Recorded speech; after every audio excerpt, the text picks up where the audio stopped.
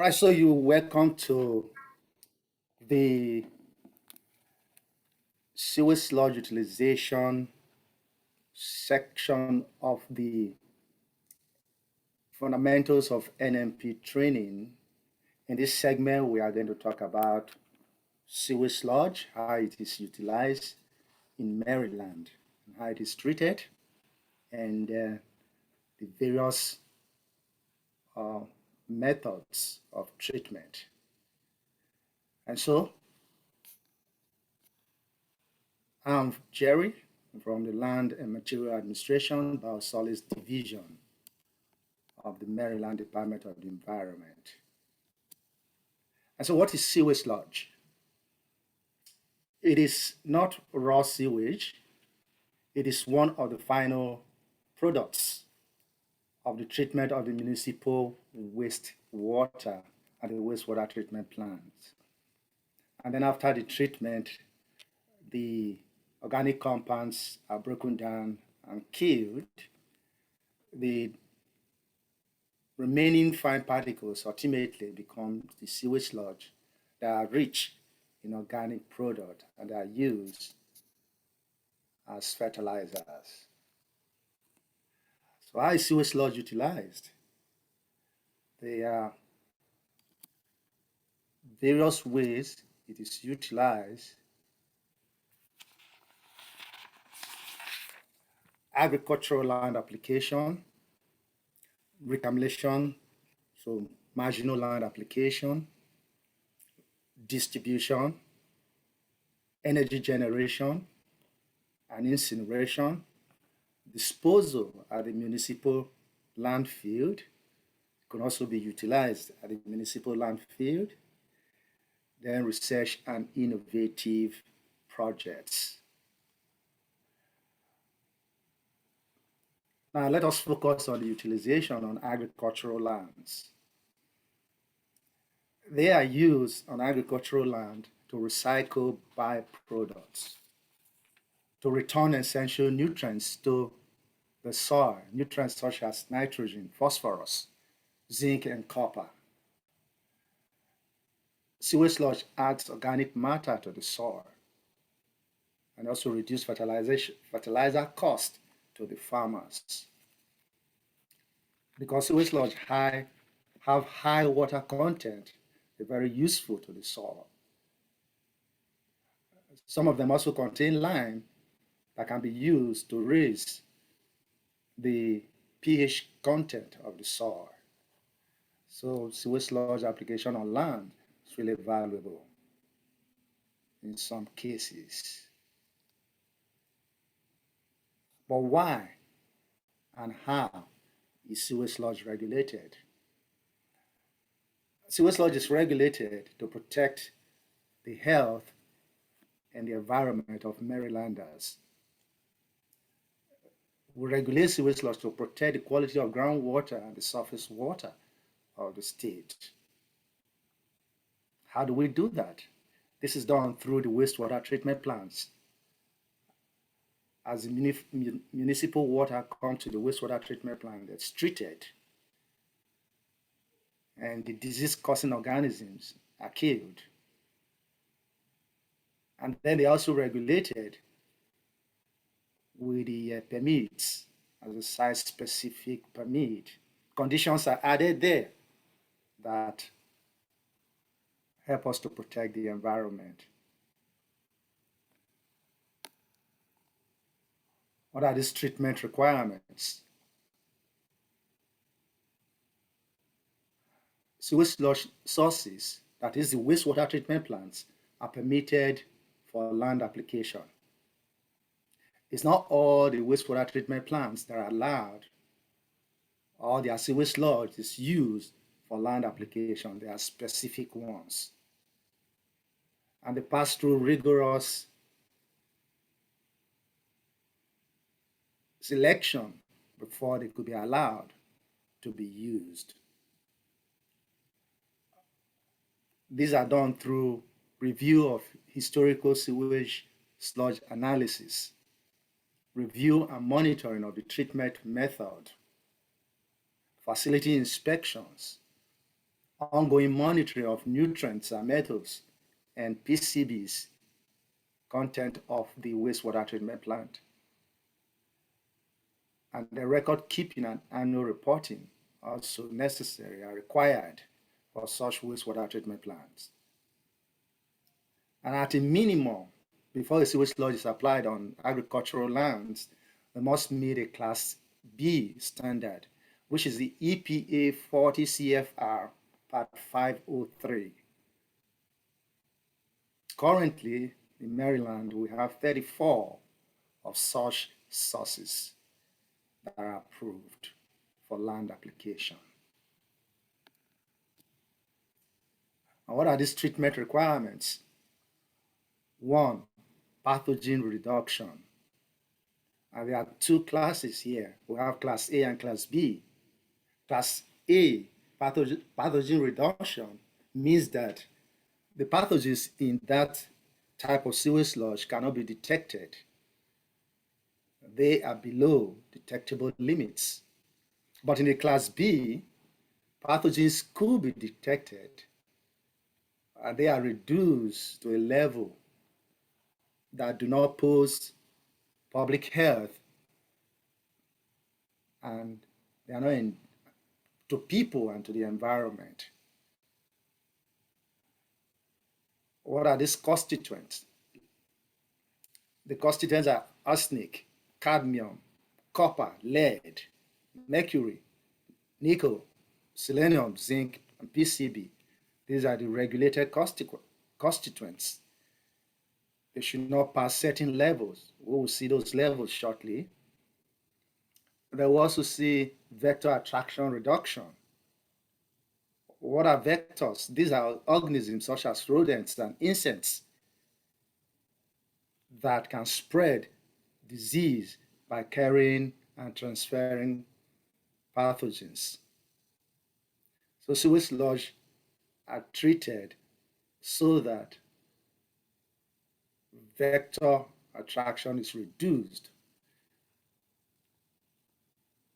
Cannot be insects, rodents, and so on and so forth cannot be attracted by sewage sludge. The methods of reducing these will also be looked at shortly. And so for the Class B, the treatment methods, there are three alternatives. One, monitoring of indicator organisms.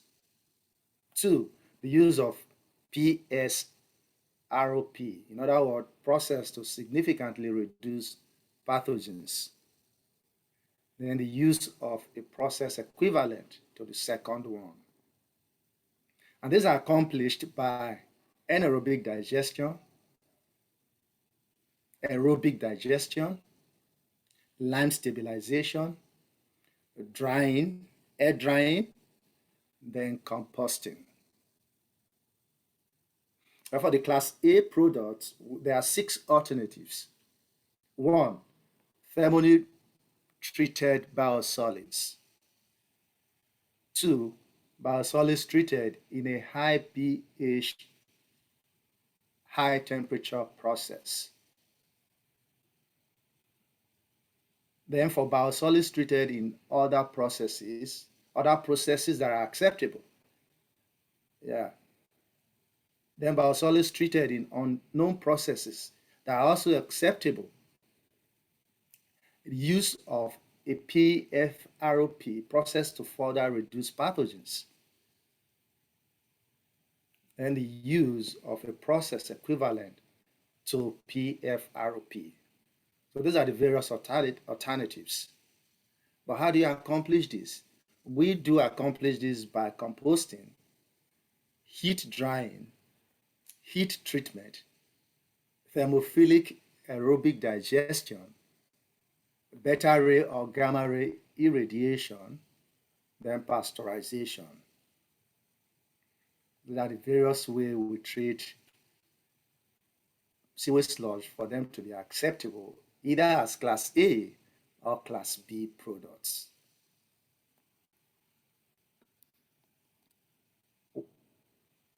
So we want to look at the treatment constituent limits. For sewage sludge to be land applied, it must meet these limits. We have the ceiling concentration, we have the cumulative constituent loading rates, but the ceiling concentration, the first one there, for instance, you see arsenic 75 milligram per kilogram. It should not exceed that. The cadmium 85, all the way down to PCB, which is 10 milligram per kilogram for the ceiling concentration. Moving on, the treatment for vector attraction reduction. There are 10 treatment options. We have 1, reduce the mass of volatile solids by a minimum of 38%. Then you want to demonstrate vector attraction reduction with additional anaerobic digestion in a bench scale unit. We also demonstrate vector attraction reduction with additional aerobic digestion in a bench scale unit. In other words, you can demonstrate vector attraction reduction by anaerobic digestion and aerobic digestion, but with different manipulation of the system. 4, meet a specific oxygen uptake rate for aerobically digested biosolids. We use aerobic processes at greater than 40 degrees average temperature for 14 days or longer during composting of the biosolids. The biosolids is the same thing as sewage sludge, used interchangeably. Then number 6, we add alkaline materials to raise the pH under specific conditions. 7, we reduce moisture content of biosolids that do not contain unstable solids from other than primary treatment to at least 75% solids. We can also accomplish vector attraction reduction by reducing moisture content of biosolids with unstabilized solids, but at this time, the percent solid should be at least 90%. Then 9, we inject biosolids beneath the soil surface within a specific time, depending on the level of pathogen treatment. Then 10, biosolids are incorporated into the soil within specific time period after application to or placement on the land surface. So these are the various methods we could use to reduce vector attraction. For a permit to be given by our program for someone to apply sewage sludge on agricultural land, these are the requirements. We have forms, we have maps, analysis, and plans. The forms, we have the application form, we have site information form, the manganese advisory form, and we also have this owner consent form. These forms must be filled and signed before we can start processing that application. Then we have the maps of the site. We have the site map, the topographic map, the tax map. We also have the area map that we look at.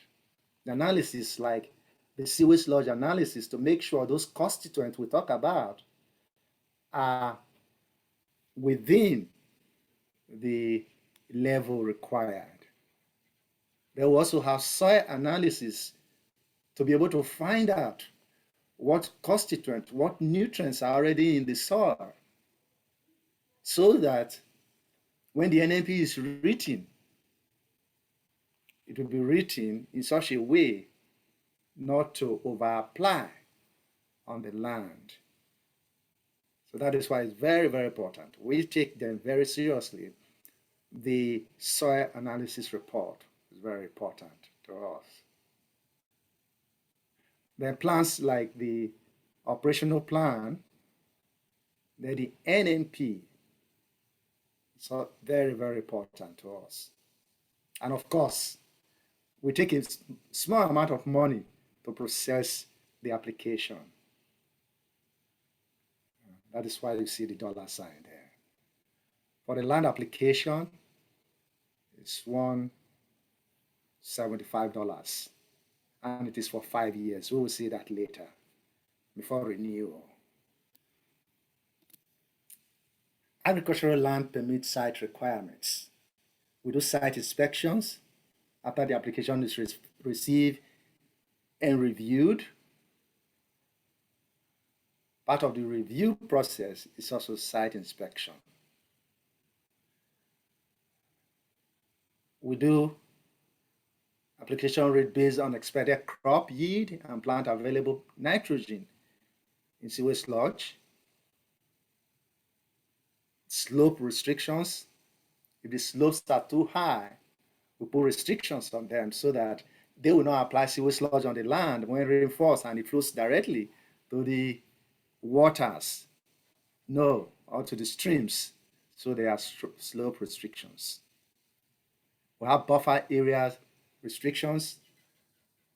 They are clearly marked and flagged. And these are the buffer areas to the right. The minimum soil pH of 6. Should it be less than that? If it is less, they build it up with lime. Adverse weather condition restrictions. No application of sewage sludge during winter. The trucks must be cleaned on site to prevent drag out of soil or sewage sludge into public roads. That is also to protect the public. Before they drive their trucks out of this site, they make sure they clean their trucks. What is more, following application of sewage sludge, sign may be required for 30 days, especially if the place is not far away from the public. If the public use the area. Then animal grazing restricted for 30 days as well. Public access to the site must be controlled for 1 year. And crops that are eaten raw by humans are restricted for 3 years. I said before, we now look at the general provisions first. These permits are issued for 5 years and they will be renewed if the applicant wants to. Prior to the land application, the permittee informs MDE and they also inform the county health department so that they could have their officials available to see the application process. Our regional inspectors are available to make sure the applications are done according to the permit conditions. Record keeping and reporting. This is very important. After the application, we want to know the source, that is the wastewater treatment plant the sewage sludge is taken from. Already we know through the process, through the application processing, but we want to make sure that what is in the permit was what was done. So part of the record keeping, we want to have this source, the sources, type, and quantity of sewage sludge received and applied on each field. It will help us to determine whether application is rightly done, no over application, and the right sewage sludge as in the permit is applied. Soil pH, updated NMP, cumulative and annual constituent loading rates, records kept on site during operations, and records sent to MDE. So these are very important records. It will help us to monitor whether sewage sludge is utilized as stated in the permit. It will help us in our regulation and monitoring of the use of sewage sludge. The summary of what we've said so far is that our control measures are designed to protect the environment and public health. I will also say that there have not been known cases of disease transmission or contamination of domestic drinking water supplies in Maryland as a result of the application of treated sewage sludge on agricultural land. In other words, we could say it's a safe product that is very helpful to the soil and to the farmers. For additional information, if you like to, you can visit our website, mdemaryland.gov, and you can also visit epa.gov. Further to that, you can also use our phone number to get to us if you like to, or you can also send us a fax if you like to. And so this is how we wrap up the presentation of utilization of sewage sludge in Maryland in this training.